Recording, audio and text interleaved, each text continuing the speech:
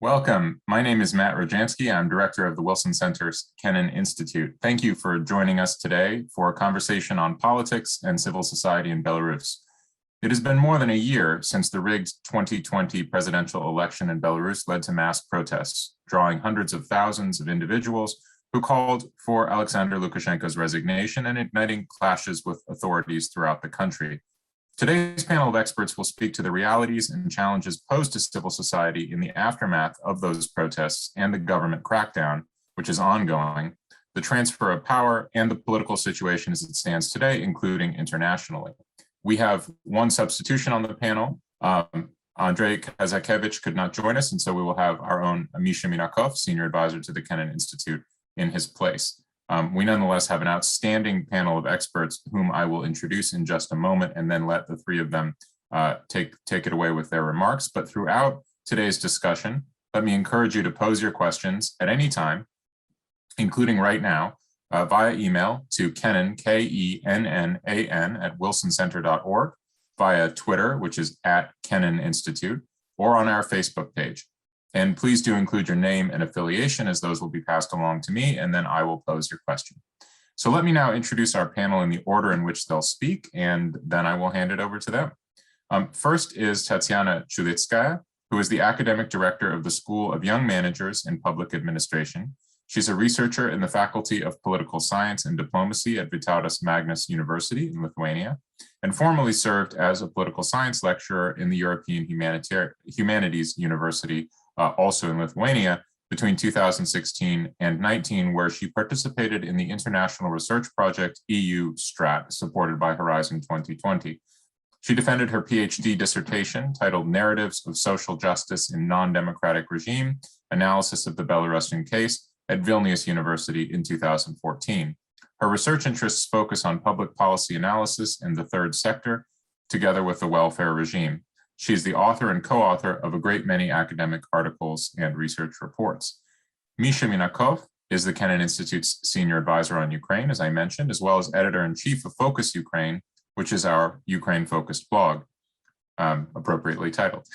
Misha is also editor-in-chief of the journal Ideology and Politics, and for 18 years taught in the Department of Philosophy and Religious Studies at the National University of Kiev Mohyla Academy. Misha's main interest is dedicated to political modernization in Eastern Europe, theories and practices of revolutions, and political imagination and ideologies. And I would note that Misha and I, together with Georgi Kasyanov, recently co-edited a volume on the contemporary history of Ukraine over the last 30 years, and I would strongly recommend you pick up a copy from IBIDEM and Columbia University Press. Last but certainly not least, our very own Alla Lukavets, who's currently a George F. Kennan Fellow at the Kennan Institute. She specializes in the domestic and foreign policy of Belarus and other Eastern Partnership countries, as well as elections and electoral protests in non-democratic regimes. Her PhD in political science is from the Bremen International Graduate School of Social Science in Germany, focusing on integration policies of Belarus and Ukraine vis-a-vis the EU and Russia. She has also recently finished a postdoctoral program in electoral studies at the University of Tartu and the University of Leipzig, as well as completed several research stays and traineeships at the Harvard Davis Center, the European Parliament in Brussels, and the UK Parliament in London. Dr. Lukavets, who's extremely well-traveled, has been published also widely, including in New Perspectives, IBIDEM Verlag, Caucasus Survey, Belarus Digest, and the Russian Analytical Digest. So without further ado, Tatiana, let me go to you first, and then we'll just go directly to Misha and to Alla. Please, the floor is yours, Tatiana.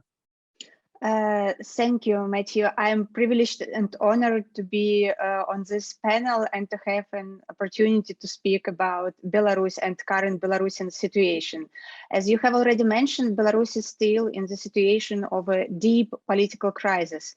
In spite of a lack of active mass protests, nevertheless, I would say that there are still huge protest moods among Belarusian populations, and also we see quite essential international developments on which Alla will reflect later on the borders of Belarus, and also we still observe that Belarus is quite high in the international agenda. However, my short speech will be devoted to the topic of Belarusian civil society in the situation of the political crisis, and I will try to reflect on what is going on within Belarusian civil society. Basically, the civil society environment in Belarus has been deteriorating so rapidly in recent months that research and evaluation data are becoming outdated faster than we can analyze them. Clearly, one of the most serious challenges for the organized civil society in Belarus is the changing political and legal environment. Given the political crisis, we, on the one hand, observed a high degree of political mobilization of society during the election campaign and post-election protest period, I mean, in 2020 and late 2020. On the other hand, it should be noted that the civil society structures and organizations which existed in Belarus before 2020, including political parties, they did not become and did not play a proactive role in this protest, I mean, in this political crisis and political development which took place after the elections. So basically, they were not the initiators, and the drivers of political mobilizations were completely different forces and subjects, while the third sector organizations played more of a supportive role in ongoing processes and were involved in them as a rule at the level of activist individual participation rather at the institutional level. Since the attempt to change the existing political regime through civic efforts did not lead to quick positive changes in the country, today Belarusian civil society had found itself in a kind of reactive position, I would say. Protest mood are suppressed by the authorities with the help of repressions and severe repressions, and the Belarusian regime has neither a positive program for resolving the political crisis nor means of controlling the current situation, and they just use the force to provide their support. Accordingly, realizing civil rights and freedoms in the country today is out of the question. It is difficult to talk about legal conditions and legal environment in Belarus today. Under conditions of legal default, the concept of law in principle loses its functional significance since law enforcement practice has deteriorated to the point that it makes analysis of legislative changes practically meaningless. The pace of institutional repressions against the organized civil society is growing today. Starting from July 2021, there was a series of arrests of activists of civil society organizations and also searches of the offices of organizations and at the residences of the activists. More than 200 civil society organizations, it's around 10% of all registered organizations in the country of different forms, were liquidated or are in the process of liquidation now. The rhetoric and actions of the Belarusian authorities today are aimed at destroying any independent activities in principle. Therefore, repressions and restrictions are at the new stage, and they will concern more and more not only those who disagree with the status quo, but also with respect to any initiatives that does not originate or is not completely controlled by the state bodies. I should also mention the deterioration and serious deterioration of economic conditions for civil society activities in the country, and significant restrictions of access to external funding programs. As you can imagine, these external fundings are the main sources of fundings for civil society in Belarus, while the national opportunities of funding have always been limited. After the political crisis, they became not limited, but they almost disappeared within the country. I would also mention that the informational and media environment are also undergoing significant transformation. The most important aspects of this transformation includes radical polarization of state and non-state media and the transition to open information war. So we observe the closure of the biggest state and non-state media and the transition decision to open and the transition of some independent media abroad. And also we observed the growth of repressions against non-state media and journalists. And in parallel, we also observed the increase in the role of social networks, both as a tool of mobilization and also as a tool of dissemination of information about what is going on in the country. But from the positive side, I would mention that there was a significant change in the institutional conditions of Belarusian civil society. On the one hand, there was a great mobilization, and it was triggered by the positive changes in the level of trust, solidarity, and activity of the citizens. However, on the other hand, this rapid onset of violent reaction puts into the questions the endurance and long-term nature of this effect. So it's unclear either these initiatives which were mushrooming during the protest period, will they survive, how they will survive, and how they will act. However, up till now, we observe new kinds of initiatives like grassroots initiatives and a lot of activists and new civic activists who appeared in the countries.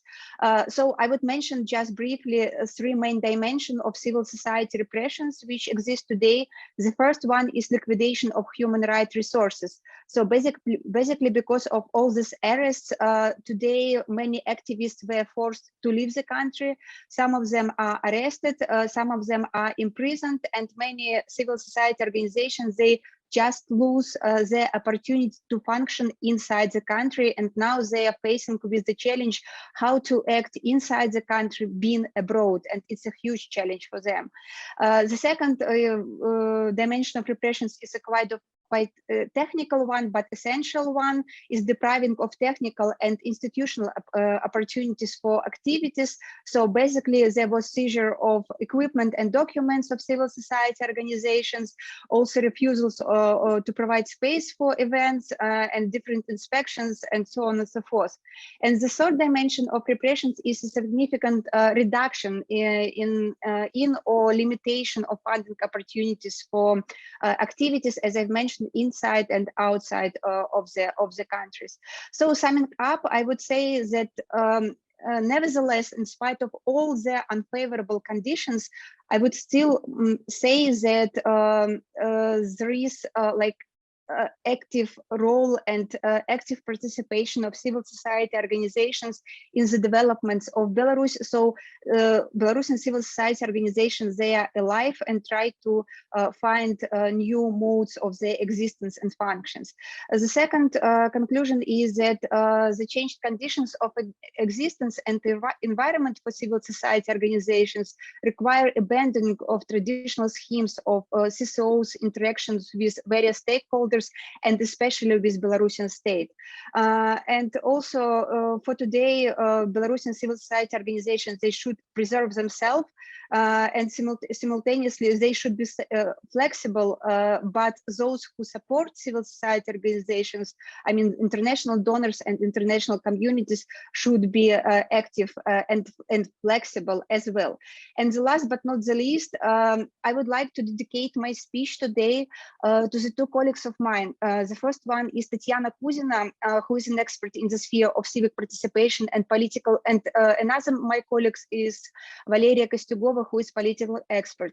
They both are active members of Belarusian think tanks community, and they are recognized as political prisoners by Belarusian human rights defenders today. They are two well-known Belarusian female political experts, and they have been imprisoned till the end of June 2021. They are charged with conspiracy to seize power and also calls for actions aimed at causing damage to national security, while the only basis of their arrest are related to their expert and research activities. And the punishment they are facing is very severe, up to 12 years in prison. So this is just like a very sad conclusion, I mean, personally sad for me, but it also shows how repressive this regime is towards like civil society activists, but also towards researchers like we are. So basically, all the researchers and all those people who do independent expertise in Belarus are today in risk. Thank you so much, and I'm ready to answer your questions later on. Thanks very much, Tatiana. I have questions for you. I have some audience questions coming in. Again, reminder, you can email kennan@wilsoncenter.org, Facebook, or tweet. I want to go now to Misha, and Misha, I think you have some slides to share with us, please. Yes, colleagues. Thank you, Matt. And I just wanted to refresh certain something that our audience probably knows, but to be clear on the issue.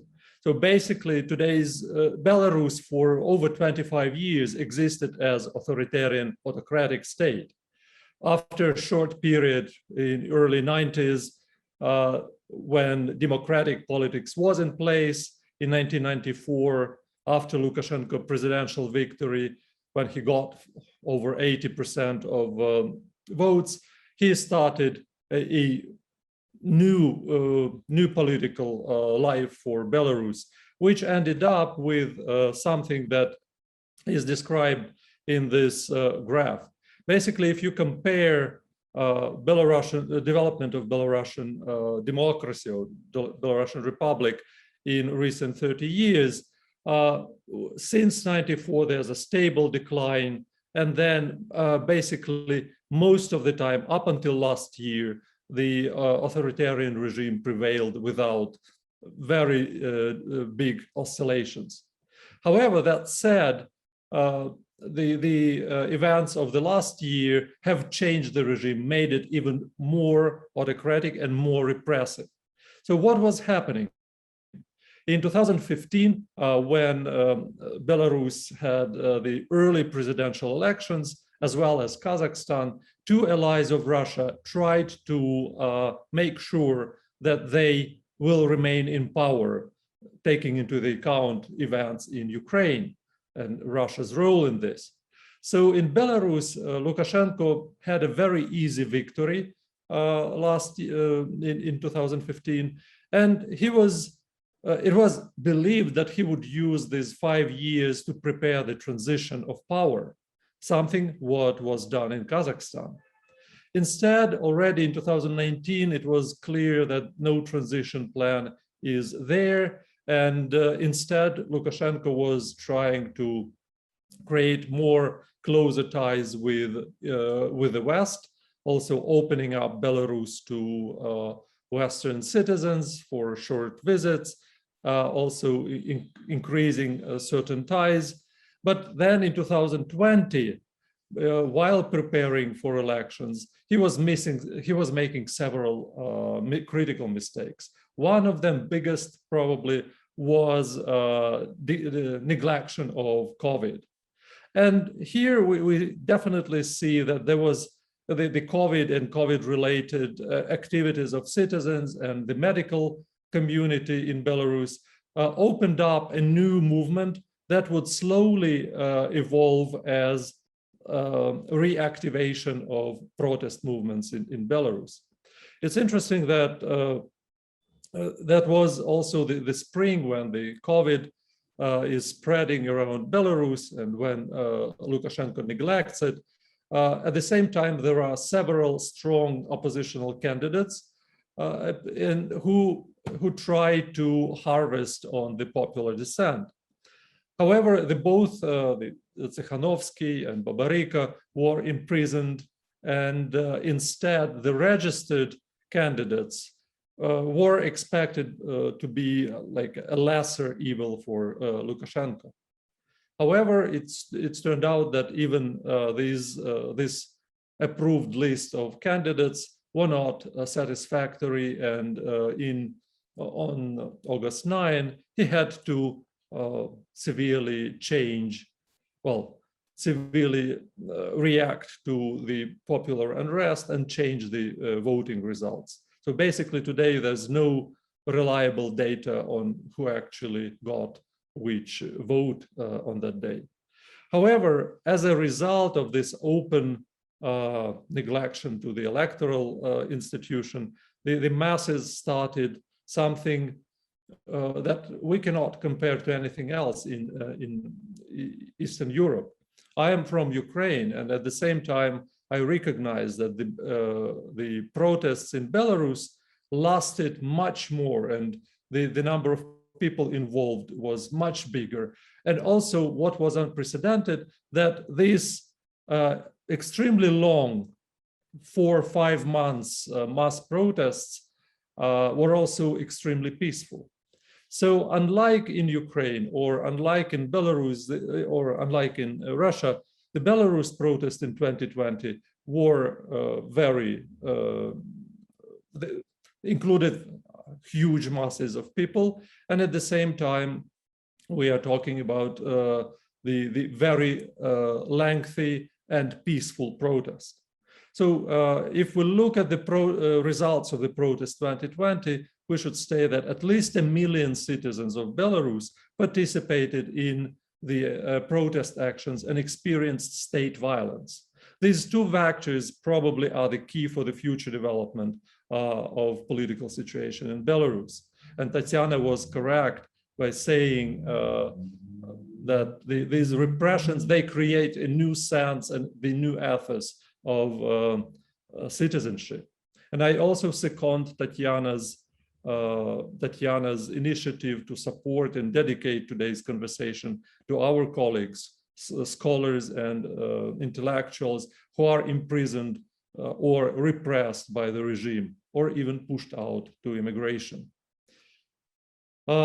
Still, in addition to these 1 million citizens who have new experience of political participation, there's something unprecedented, probably something that Belarus didn't have since early 90s.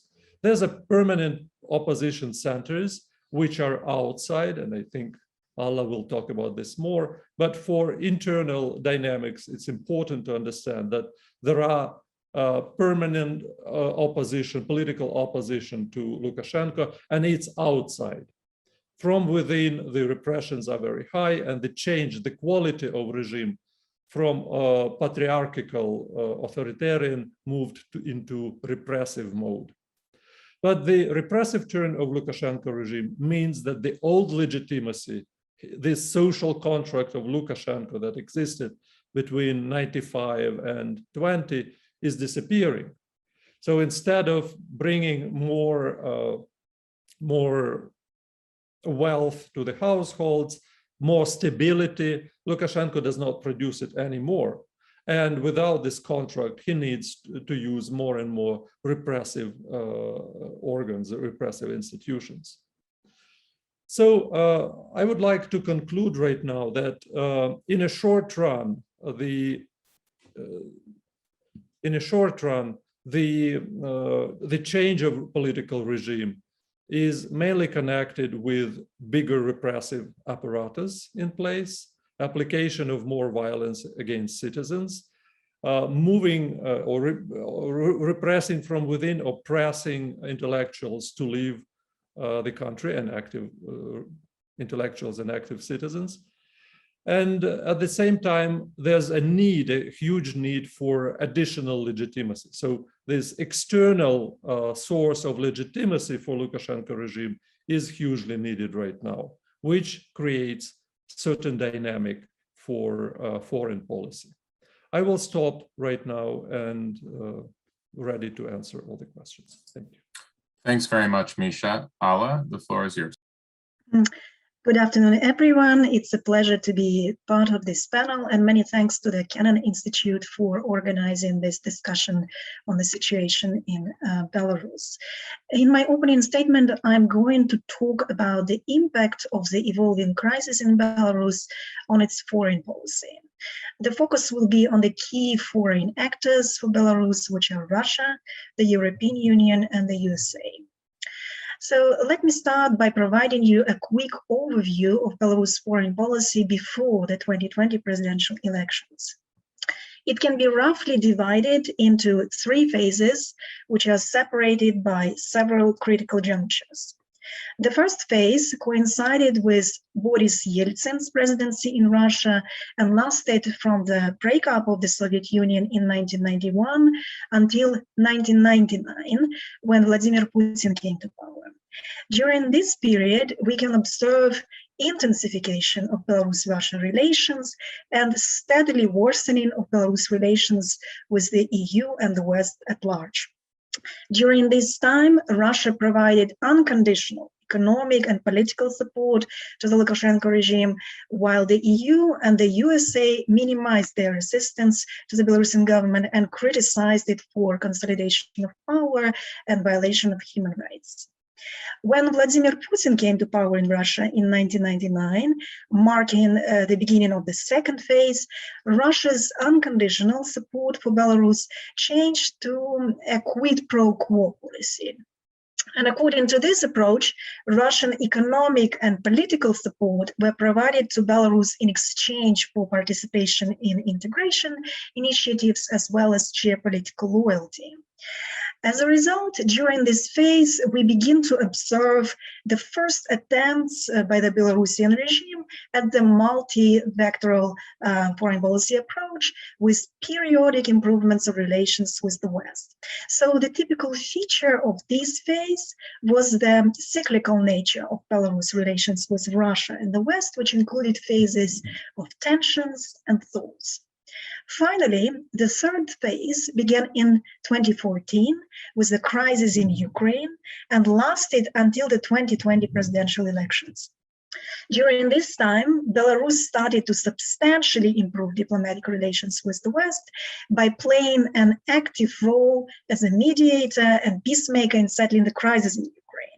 And these steps were highly praised by the European Union and the USA and resulted in improvements of Belarus relations with the Western counterparts.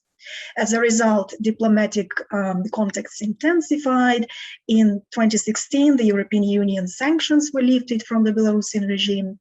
And in addition, Lukashenko started to diversify its trade partners and supply energy from alternative providers, not only Russia, but also from the USA and Norway. So during this phase, Lukashenko's approach to Russia became more opportunistic and pragmatic, and as a result, Belarus-Russia relations began to sour as never before.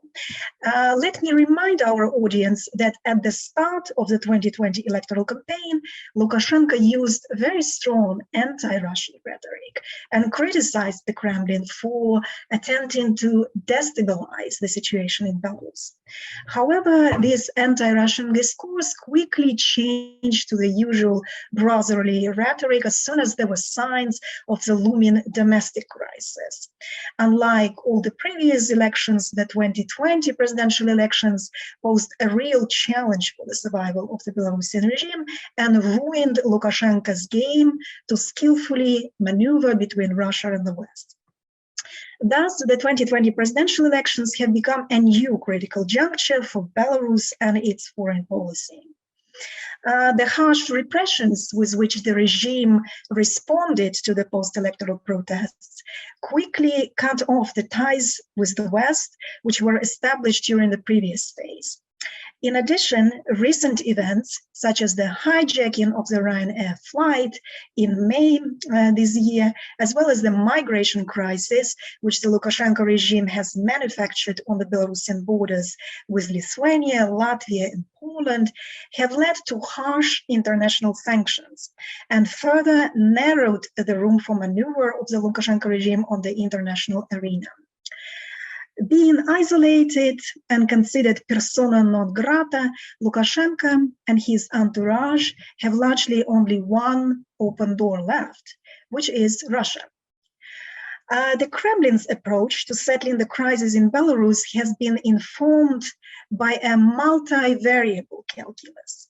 While Russia is not interested in a prolonged escalation of the pro-democracy struggle in Belarus, it also wants to use the unfolding crisis as a bargaining advantage vis-à-vis the weakened Lukashenko and increase its own presence in Belarus, including through deeper political, economic, and military integration. To realize this agenda, Russia has offered the Lukashenko regime various means of support during all the phases of the crisis, and in fact directly influenced how the pro-democracy uprising in Belarus has evolved. For example, during the first personal meeting of Lukashenko and Putin after the 2020 presidential elections, Putin promised considerable economic assistance of $1.5 billion US.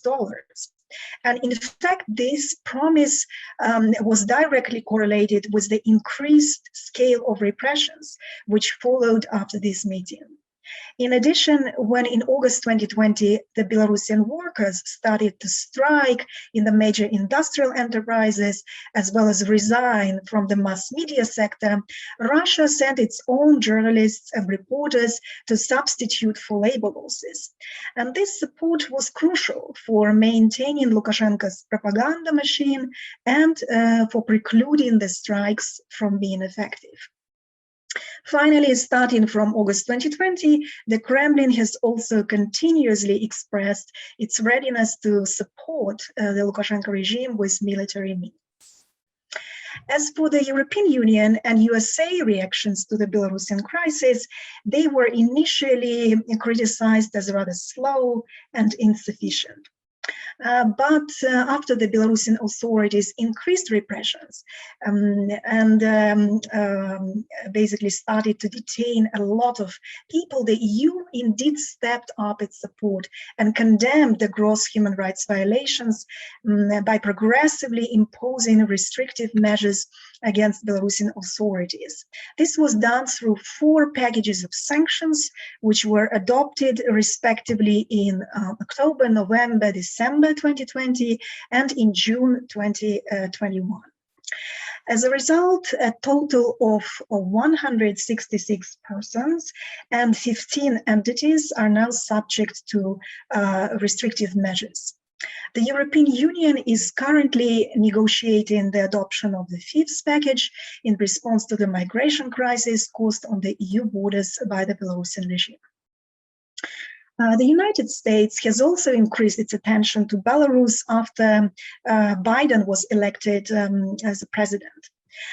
For example, a bipartisan Friends of Belarus Congressional Caucus was launched in July, and President Biden held a meeting with the leader of the Belarusian opposition, Svetlana Tikhanovskaya, which, even if short, it sent a strong message of America's solidarity with the Belarusian pro-democracy movement.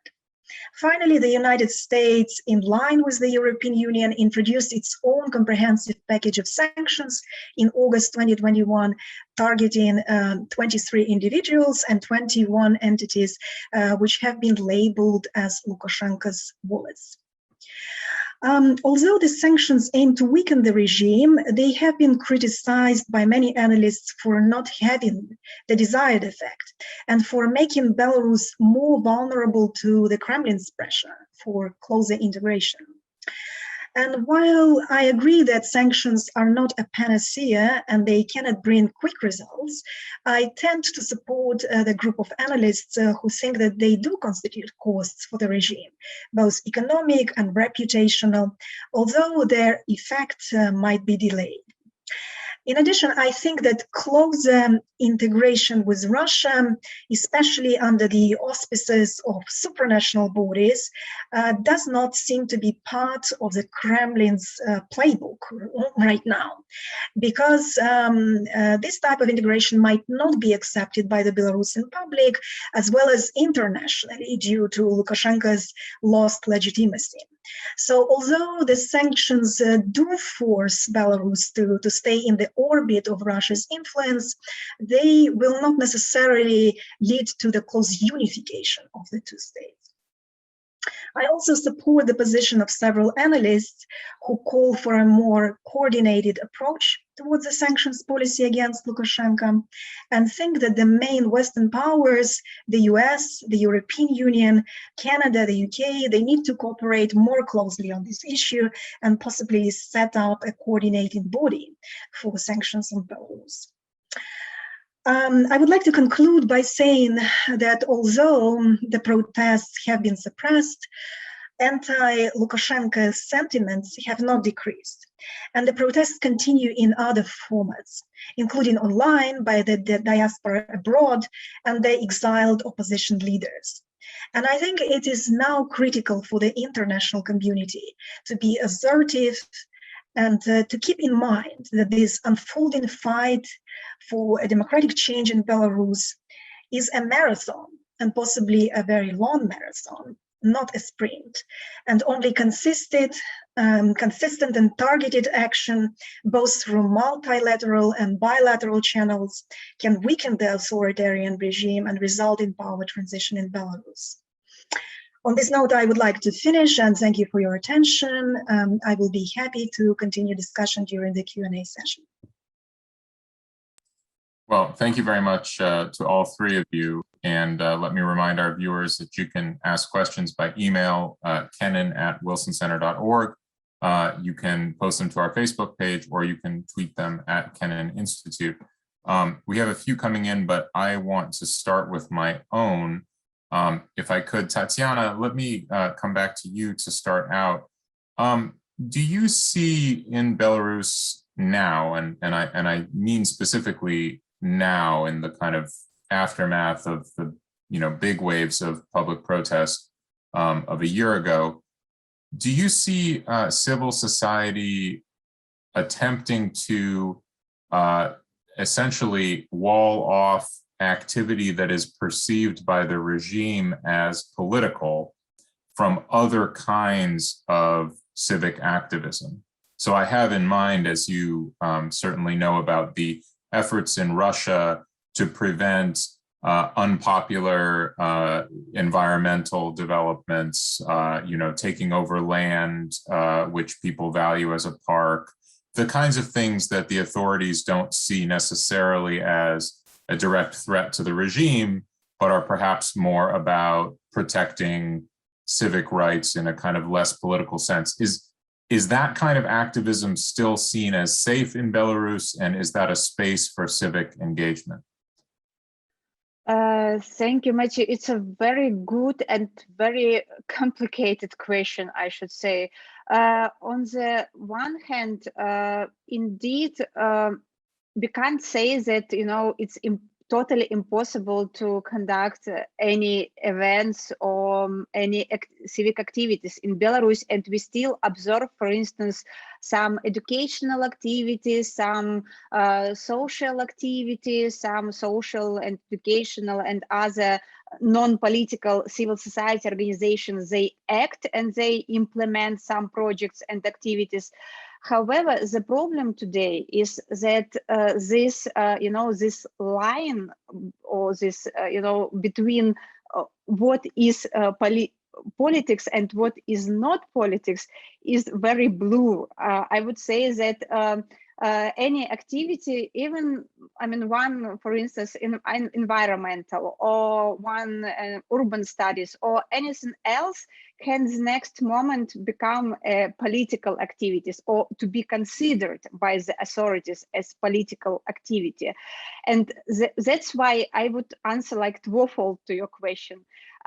Yes, some activities are still possible in Belarus, and they are still conducted inside Belarus, and these are especially those activities which are supposed to be non-political, like social activities, first of all. However, on the other hand, all those who implement any activities in Belarus are at the risks. So they can be the next who could be repressed, and nobody can, say who could it be. Taking into consideration that all civil society organizations are basically supported from abroad because of the very restrictive legislation on the opportunities of this internal funding for civil society, any organization could be accused as a foreign agent, and getting money from abroad, and immediately becoming enemies of the regime and enemy of the people. Let me follow that up with you, Tatiana, and if either of the other two wants to jump in, please go ahead. But I'm wondering, I was reading an interview with the few remaining editors at Tutbai, which has, I guess, been renamed and is in exile. And it's reminding me that, there was a time when Belarus had a kind of a semi-free media. I assume that's not the case anymore, but I'd like to know, where do Belarusians get their information? How has it changed in the last year? Yes, this is really a big issue and big point for Belarus and Belarusians themselves, how they can get and from what sources they can get information, because basically the media landscape during the last year has tremendously changed. Previously there was this biggest media Tutbai, which was repressed, and still like the editors and some leading journalists are imprisoned, so they are political prisoners in Belarus, and some of the members of the team are abroad in exile, and they really rename themselves and they produce some activities and new media. However, I would say that even institutional memory, I mean, the whole archive of this Tutbai, which was the biggest one for Belarusian audience, it was destroyed. So today, what we observe, and we know it from different studies, that new sources of information are becoming more important. First of all, these are different social messengers, and Telegram is extremely popular, but also Telegram and Telegram channels are a focus of special repressions from the society, basically, from the authorities. Basically, every day we are getting information that one or another channel is, becoming extremist or accepted as extremist by authorities. So authorities try to destroy or to limit their activities, but also a kind of not a bad feature, but a kind of a stressing situation is that also media consumption of Russian sources is increasing, so of Russian media sources, and it's a kind of a dangerous development which might be worked at by the Belarusian media communities and by the independent journalists. So answering to your question, like the media landscape has changed tremendously. There are new sources of information from this social media environment, and also we see some increase of Russian media sources and their importance for the audience. Let me maybe turn to you, Ala, with this question. Historically, or in recent history anyway, it was a big advantage for Lukashenko to be able to position himself as the so-called guarantor of sovereignty. It seems in the last year that position is less credible because he doesn't have any room for maneuver geopolitically. So I wonder, how does Lukashenko now present Belarusian sovereignty in a context in which it's fairly obvious that he is not sovereign? He is at least secondary to Putin in terms of geopolitics. Yeah, thank you very much for raising this fundamental question.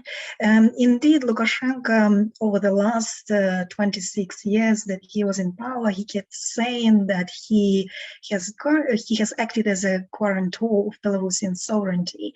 But I would like to clarify to our audience that this has been a hugely, overestimated statement. And in fact, although Lukashenko has not given up to Russia's pressure over these last 26 years and did not integrate within the Union state, in spite of these repeated attempts, in fact, he has given away his sovereignty by deepening economic economic dependence of Belarus on Russia. I think it's crucial that our listeners understand the enormous extent of Belarus' economic dependence on its eastern neighbor. Over the last 26 years, Belarus has received an enormous number of loans under the preferential conditions from Russia. It has received energy resources, deepening its dependence further. Russia has always been the main trade partner of Belarus, and Lukashenko has not done much to lessen this dependence. So although in his official rhetoric, he kept saying that Belarus is a sovereign country, in fact, very little has been done to lessen economic dependence. On the other hand, I would argue that this dependence has substantially increased. And now being isolated and, as I said, considered a persona non grata on the international stage, Lukashenko, his only, so to say, card is to say that he keeps protecting Belarus from the Western influence, from the Western attempts to do this change of power in Belarus. But of course, this rhetoric is not bought by the majority of population, basically. Everybody understands that he just tries to save himself, but he has very little options now, apart from actually increasing further the political, economic, and military cooperation with Russia. Thank you. Yeah, go ahead, Tatiana. And Misha, I also saw you nodding, so you may have a comment, please. Yes, if I may, just to add that basically Lukashenko himself is the main architect of this Russian integration and of the institutional background of Belarus-Russia integration. And I think there is a kind of a trap and a kind of a dangerous expert and lobbyist discourse on the West, when some experts, they try to show Lukashenko as the main defender of Belarusian independence. While basically what Lukashenko does, and Ale explained it really well, that he himself is promoting different ideas and is trying to balancing between the East and the West, and to suggest some initiatives.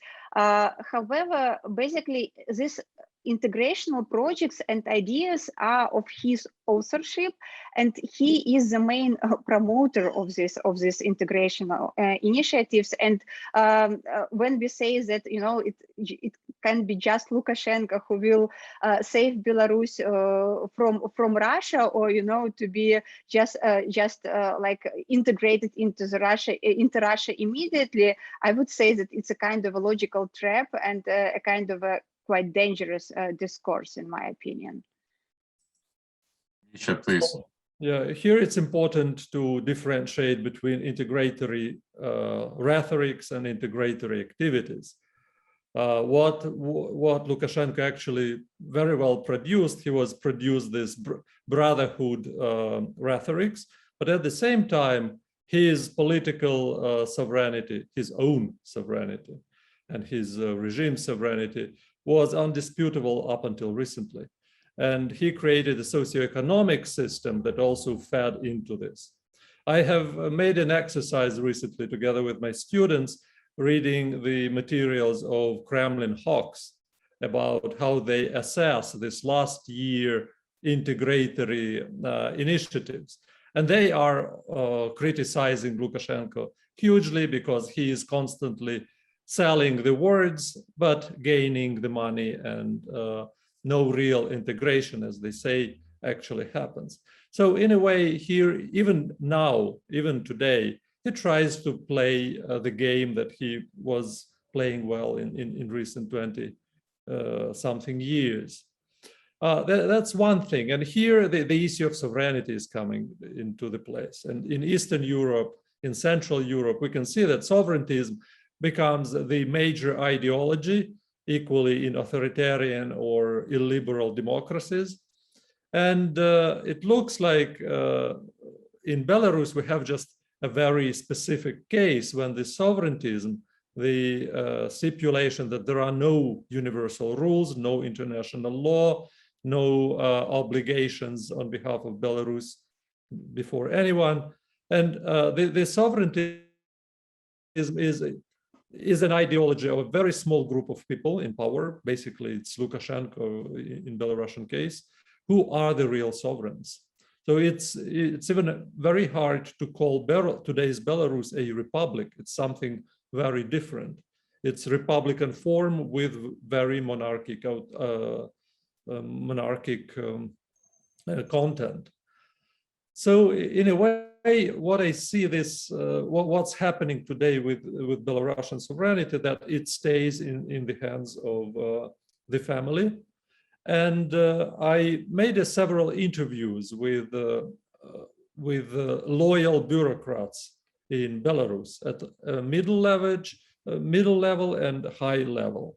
These 4 persons agreed to talk on anonymous conditions.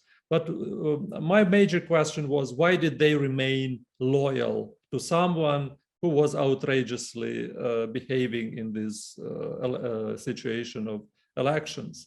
And they were, all 4 were answering that they were ready to actually support the opposition. They would love to see the change. But there was no political figure that they could trust. So this feudal personalist logic is also there. In sovereigntist regimes, it's very important that bureaucracy keeps this loyalty, personal loyalty to the paternal figure. Let me ask as a follow-up on the paternal figure, Batka, a question from a reporter, Maxime Adams, who, and I'll paraphrase just a little bit here, essentially asks about his potential to stay in power. He says some experts think the recent wave of repressions, including the incident with Ryanair and total annihilation of civil society, shows the weakness of the regime and therefore that its days are numbered. Others argue that because of Russia's help, Lukashenko may still stay in power for quite some time. I mean, this is obviously asking for a prediction, and you know, those are hard to make, but I think it's worthwhile to survey the 3 of you and see what you think about the likelihood that Lukashenko holds on to power. Who wants to take the bait? May I? Misha, please. So in my opinion, this repressive turn of Lukashenko regime is strategically very weak, but tactically was strong. So he won in the competition with protests last year, but strategically he cannot succeed in any possible way. There's no economic, social, or political resource for the regime as it is now. If I can, Paula, please. Yeah, thank you. Maybe I can add on that a little bit. I think this question slightly touches on the aspect of the constitutional reform, which is expected to be conducted through referendum in February next year. At least this is what Lukashenko has promised. And I think this is the time when we might actually see what will happen with him. Either he will stay or go. I would first like to say that these talks about changing constitution are not new. In fact, starting from 2016, he occasionally brought up the idea of revising the main legal act, and he also returned to the issue in 2019, even tasked the Constitutional Court with preparing sort of a new edition of constitution, which would be aimed at strengthening the parliament and the government. And his idea was quite plain. Basically, he doesn't want to leave his successor if he steps down. The current constitution, according to which the head of state not only dominates over other branches of government, but also essentially offsets the political capabilities. The goal is very clear. If the authoritarian leader wants to step down, he needs to put in place certain guarantees for himself and his family, because entrusting oneself completely to success is a dangerous idea. And basically, over the past year, Russia has been pressing the Belarusian dictator to enact these constitutional changes, reducing the authority of the presidency and strengthening the country's parliament. Basically, the Kremlin wants to make sure that Moscow would be in position to control such newly empowered Belarusian legislature through pro-Kremlin parties and media. And at the end of September 2021, Lukashenko announced that, as I said, that Belarus will hold this referendum, and he said that the changes basically would be focusing on redistributing the powers of the president, the parliament, and the government, and would establish a constitutional status for the so-called All Belarus People's Assembly. However, the details of the draft of this constitution or the role of this new body have not been provided.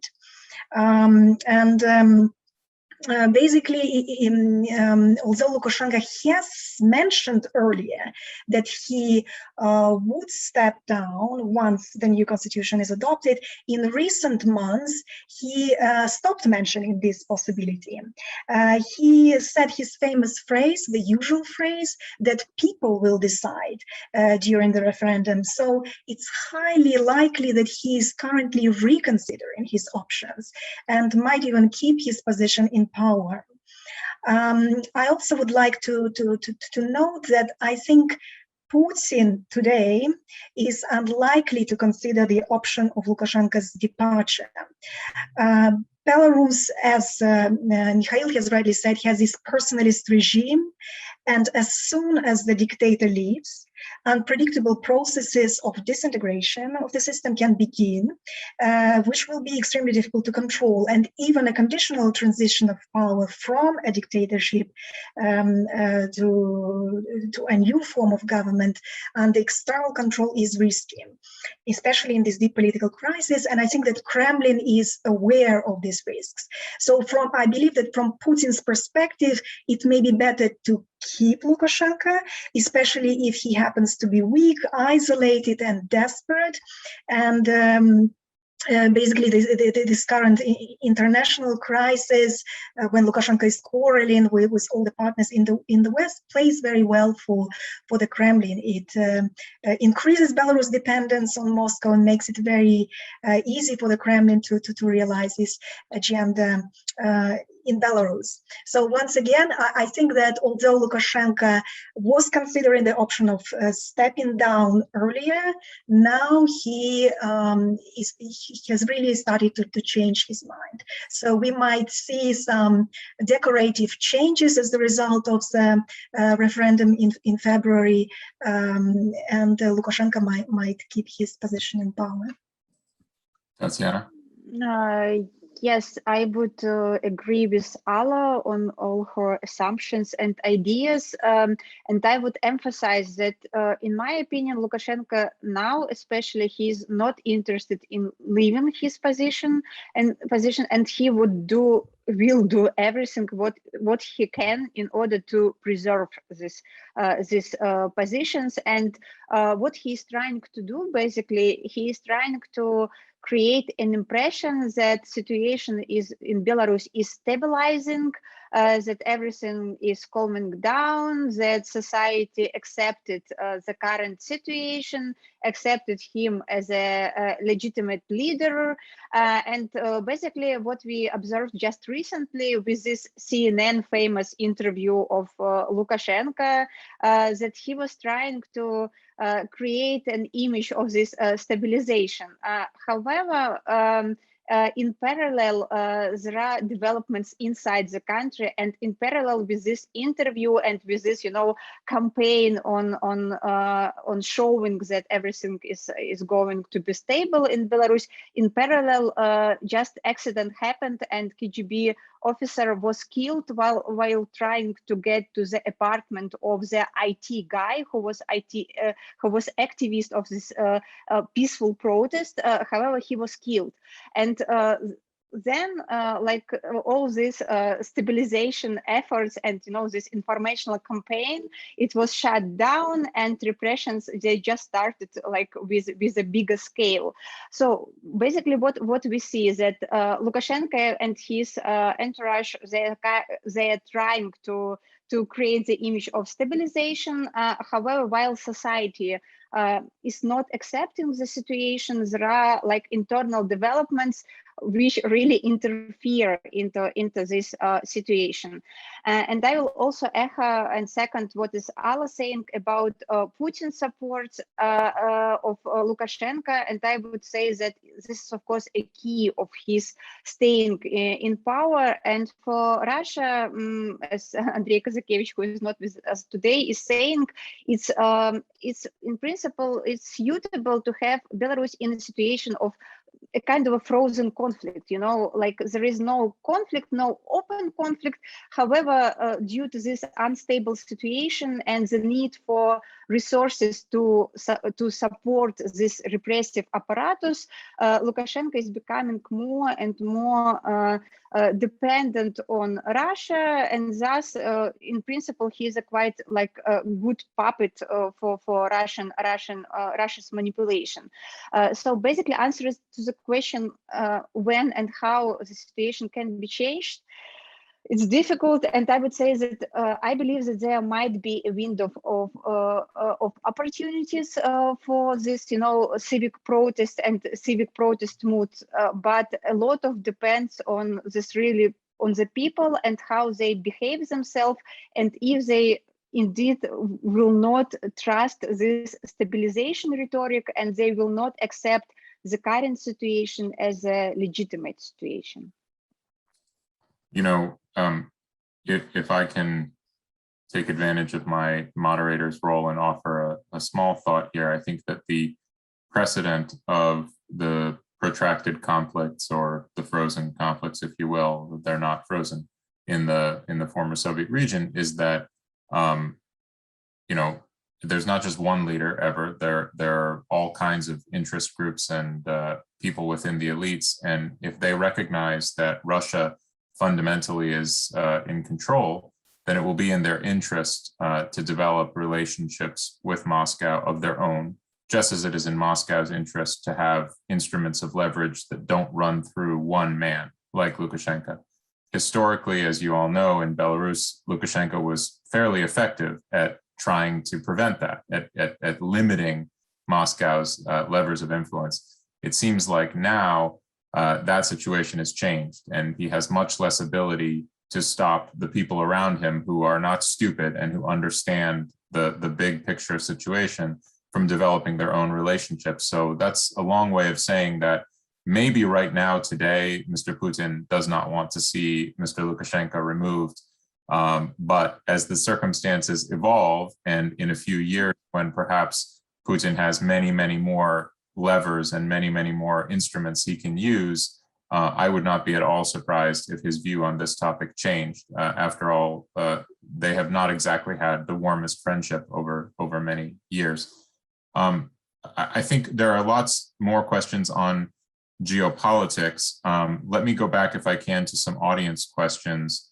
Here's a very targeted question. I admit I don't actually know anything about this. Dr. Julia Sweet from Rutgers University asks about the group Busli Lyalets, a Telegram group with about 12,000 members. What is your opinion about the group and its tactics? Is it a part of the Belarus opposition? So who would like to take that question? I may start, and if my colleagues want to join me, then they are more than welcome. This Telegram group it's a kind of a radical opposition. Basically, as Mikhail emphasized, and it's very important that Belarusian protest is a peaceful protest, and that is the main idea and the kind of a consensus idea among all the leadership, and also it's supported by the majority of population that the protest should be peaceful.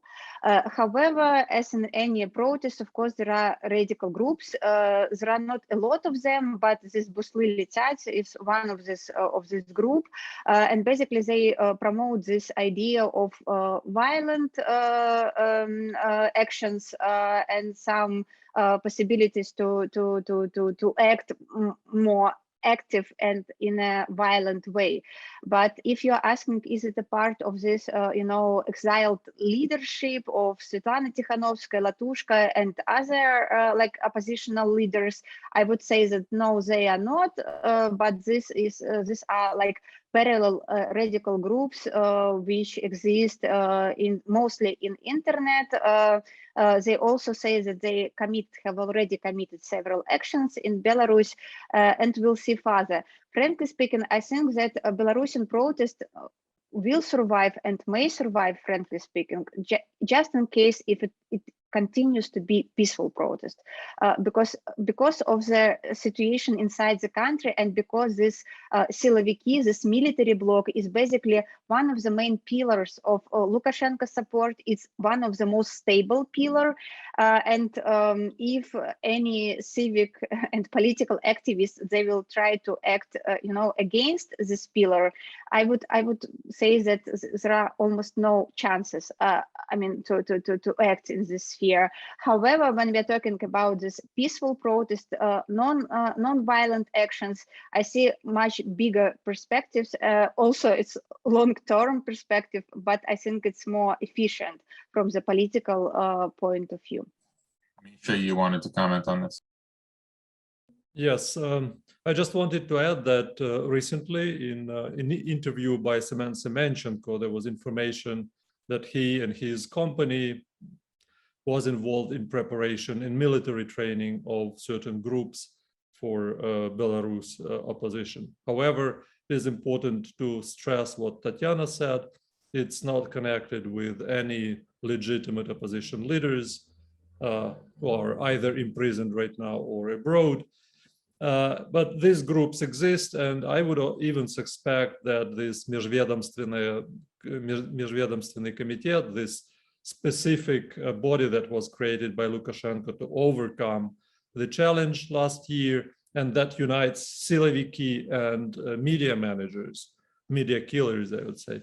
They also participate in making these little projects with Ukrainian far rights and maybe with some other groups. But it's important to stress that the legitimacy and moral superiority of the protest in Belarus is vested into peacefulness of the protest, to the adherence of human rights and non-violent protest. Ala, did you have a comment on this? I couldn't tell. No, I think that Tatiana and Mikhail have actually covered it quite substantially. Let me ask you this question then, Ala. What do you think, this comes from Morgan Jacobs, what do you think the regime is trying to do by pushing migrants into Europe? Well, of course, the regime is trying to kind of pay back to Europe for the sanctions, in particular for the fourth package of sanctions, which was adopted in June 2021 as a reaction to this forced hijacking of the plane. So basically, Lukashenko has manufactured this crisis and is weaponizing the migrants, trying to create the chaos on the EU borders. I think his goal could be to try to start the negotiations with the European Union, to force the European Union to kind of to listen to him.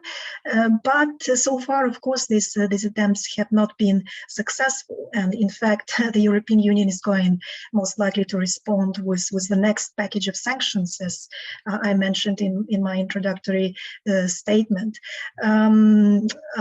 So although at first maybe those attempts were to a certain successful, he managed to destabilize the situation on the EU border, especially with such small country as Lithuania, where the border is not protected. He managed to destabilize it, to create chaos, but now it has backfired to him.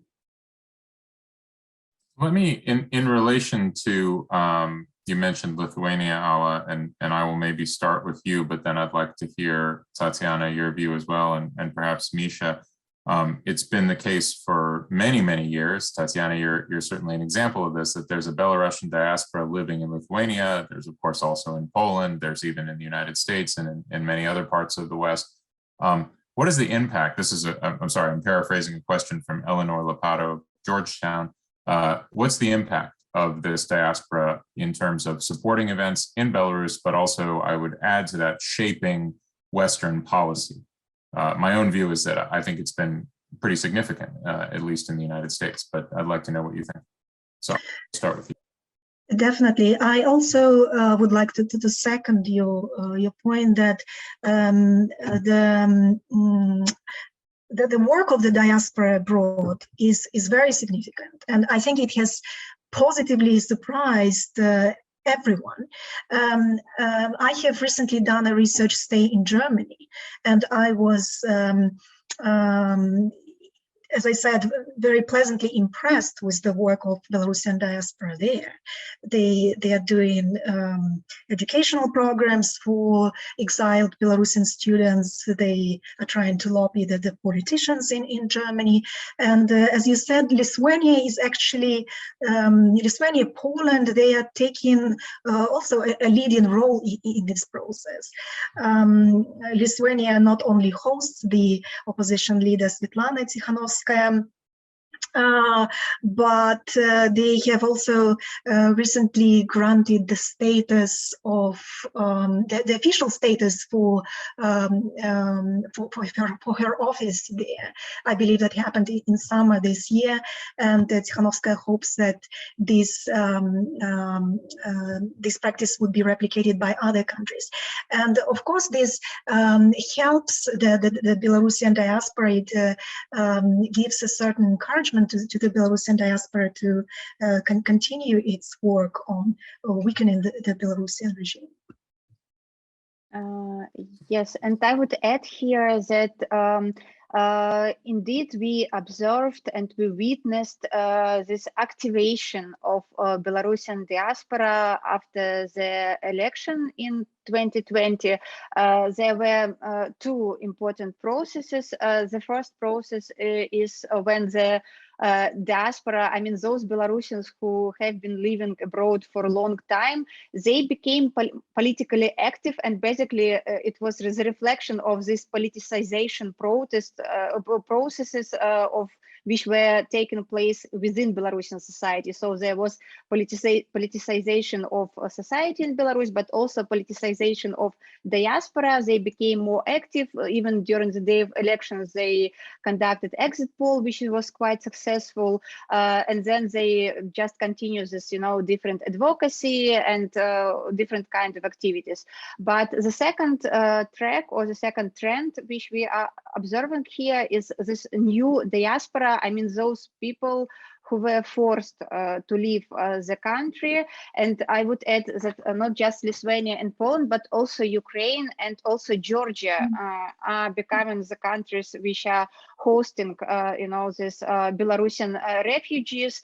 And these are refugees of very different kinds. I mean, starting from those people who were just afraid and feeling that they're afraid of the situation. I mean, in the early protest stage, but also those who were living in summer, I mean, in summer 2021, I mean, civil society organizations and civil society activists who didn't want to leave the country, but were forced to. I mean, they were forced to because otherwise they would just finish up in prison. And this is like second diaspora or second trend is also important one, because these are the people who basically are not the diaspora as such, because they intend to come back to Belarus to conduct activities for Belarus. So basically, they try to act from abroad towards Belarus, and their role and their inputs are quite essential, I would say. Let me ask a final question that I'm going to ask all three of you to comment on, starting with you, Misha. It's a little bit complicated, but I think we have a sophisticated audience that will know about these cases.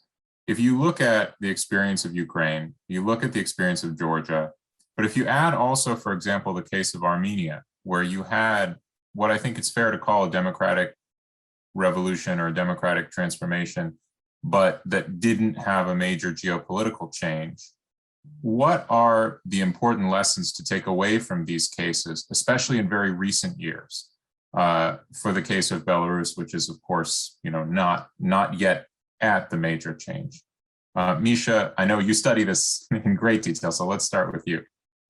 Yes, I had several publications on this, but my major assumption is that Belarusians do know the cases of Ukraine, of Armenia and Georgia. With my colleagues from philosophical department and from political studies departments, we constantly discussed it in the recent, well, before the protests 2020 and during the protests. And this peacefulness, for example, was one of the major issues and lessons that Belarusians were stressing upon. That's very important. This peacefulness and mass protest. I think that this miracle of very long, unprecedentedly long peaceful process is very important. And to finish, I have recently been in a situation when I moderated a conversation between representatives of old Belarusian diaspora and contemporary, the new Belarusian diaspora. And there's definitely a very strong difference. For the old-timers, these ethnic, linguistic values are much more important than human rights or political liberties. The new ones, they actually refer to the experience of Georgia, Ukraine, and Armenia, stressing that civic rights and political republicanism is very important. And then, of course, the drawbacks of successful protests is also learned by our Belarusian colleagues. Thank you, Misha. Ala, your thoughts on that question and any final thoughts too? Yeah, that's not, of course, an easy question to address. But I guess I would like to say that there are just no easy or simple solutions for the case of Belarus. Because this country, just as the countries you have mentioned, Matthew, they are all sort of sandwiched, geopolitically sandwiched between European Union and Russia, and this creates all these political, economic, and legal challenges for their development. But nevertheless, I think that this peaceful struggle, which Belarus has demonstrated over the last year, is very powerful. And I think that the international community should not lose the momentum and try to change the trajectory of Belarus development.